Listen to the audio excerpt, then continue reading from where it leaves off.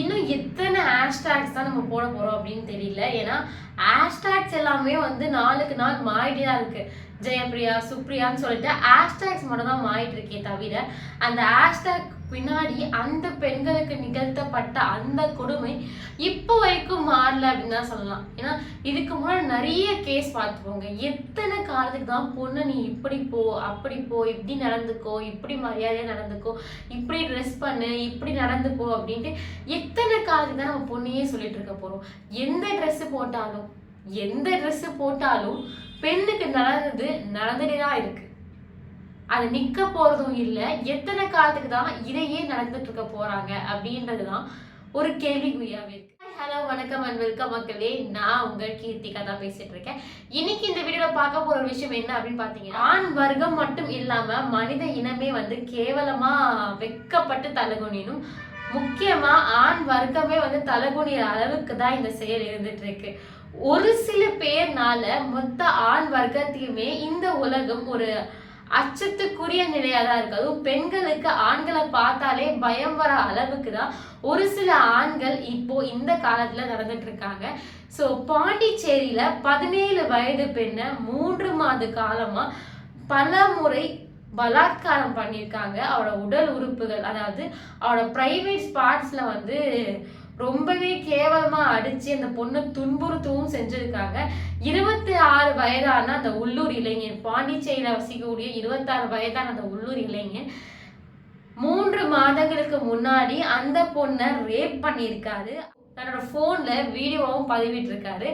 அந்த வீடியோவை நான் வெளியே அனுப்பாம இருக்கணும் அப்படின்னா நீ என்னோட ஆசைக்கு வந்து கட்டுப்படணும் அப்படின்றதுனால அந்த வீடியோ வச்சு பிளாக்மெயில் பண்ணி 3 மாத காலமா தனக்கு எப்போதான் தேவையோ அந்த பொண்ணை அப்பெல்லாம் வந்து பலாத்காரம் பண்ணியிருக்காரு.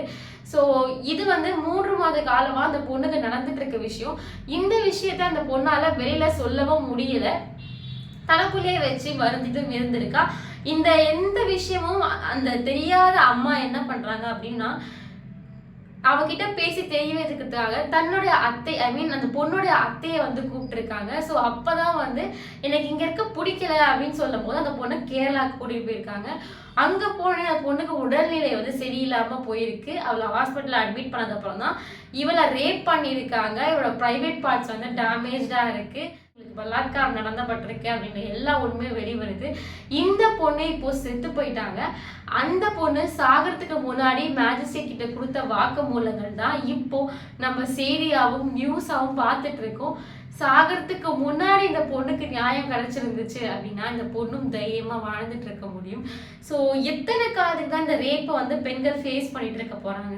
அதுக்கப்புறம் நடக்கக்கூடிய மென்டல் டிப்ரெஷன்ஸா இருக்கட்டும், இல்லை அதுக்கப்புறம் அவங்க சாகிறதா இருக்கட்டும், அவங்க குடும்பத்துக்கு கிடைக்கிற அவமானமா இருக்கட்டும், இது எல்லாமே காலத்திலையும் அழியாத ஒண்ணு. ஸோ இது எல்லாமே மாற்றணும் அப்படின்னா நம்ம பொண்ணு எந்த அளவுக்கு சேஃபாக வளர்க்கணும்னு நினைக்கிற பேரண்ட்ஸ் அந்த பொண்ணு இருக்க சொசைட்டியும் அந்த அளவுக்கு சேஃபாக இருக்குதா அப்படின்னு உபயோகப்படுத்துங்க.